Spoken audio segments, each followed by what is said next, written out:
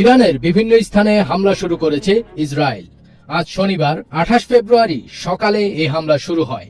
Israeli সংবাদ মাধ্যম Times of Israel ও জেরুজালেম পোস্ট এ তথ্য নিশ্চিত করেছে। প্রতিবেদনে বলা হয়, শনিবার সকালে ইরানের বিরুদ্ধে হামলা শুরু করেছে ইসরায়েল ও যুক্তরাষ্ট্র। ইসরায়েলি নাগরিকদের সুরক্ষিত এলাকার কাছাকাছি থাকার জন্য সতর্ক করা হয়েছে।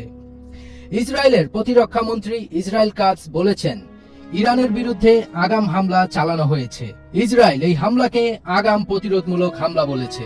তিনি আরো বলেন, ইরানের বিরুদ্ধে আগাম হামলা চালিয়েছে ইসরায়েল, যাতে আমাদের রাষ্ট্রের ওপর ঝুঁকি দূর করা হয়। এদিকে ইসরায়েলের বিভিন্ন স্থানে সাইরেন বাজতে শুরু করেছে। ইসরায়েলি প্রতিরক্ষা বাহিনী সাধারণ মানুষকে বোমা আশ্রয় কেন্দ্রের কাছাকাছি থাকার জন্য সতর্ক করেছেন। বার্তায় আরো বলা হয়েছে, নিরাপত্তা পরিস্থিতির কারণে সাধারণ মানুষ যেন নিজের নিকটবর্তী সুরক্ষিত আশ্রয় কেন্দ্র সম্পর্কে সচেতন থাকে এবং অপ্রয়োজনীয় ভ্রমণ এড়িয়ে চলে। এর আগে ইরান ইস্যুতে আলোচনা নিয়ে অসন্তোষ প্রকাশ করেছেন মার্কিন প্রেসিডেন্ট ডোনাল্ড ট্রাম্প।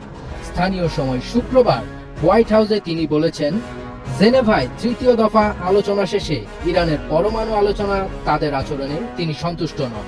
তার পরপরই এই হামলা শুরু হলো।